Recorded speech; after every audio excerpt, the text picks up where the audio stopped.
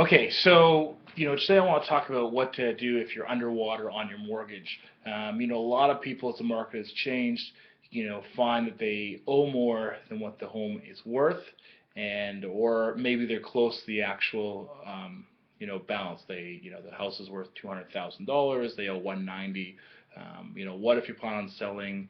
All that kind of stuff. What should you do? So I'm gonna give you a few tips if you're underwater on your mortgage. First of all, if you can, pay off some principal.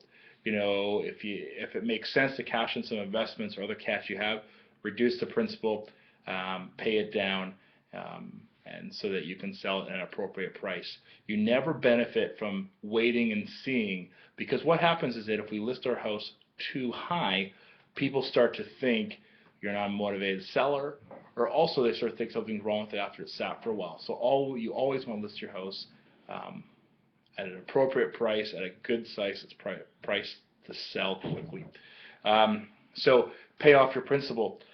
You can port your mortgage. So that means if you have a house right now, you owe $180,000 on it. Maybe it's only worth $160,000, but you want to buy a house that's worth $250,000. You can take your mortgage from one house, move it to the next house, without having to worry about what you get in the proceeds of the sale.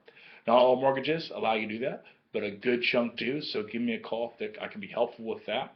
The third thing you do is you can spread your debt out to different assets. Maybe you own another property, maybe you own some other land, maybe you own some vehicles or something that you can spread your debt load out onto other things to further better your equity position. Example might be maybe you owe $200,000 in a house, it's only worth 180. Maybe you can spread out $20,000 onto $10,000 onto a piece of land you own, $10,000 onto a vehicle, or some kind of combination of that.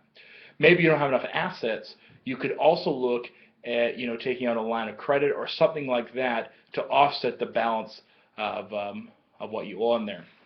If any of those things don't maybe sound appealing to you, you can also look at things like having your home be rented for the time being and move to another house. You only need 5% to buy a house as long as you're primary residence. So this happens typically with mobile homes. Maybe the mobile is quite old, very difficult to sell, get financing on it, rent it out for some pretty good cash flow, and then move to another house and put 5% down. I talk about that in some of my videos about the mortgage retirement plan. So those are some ways, if you're underwater on your mortgage, that that there can be some relief from that, and some way to still sell your house and sell it quickly.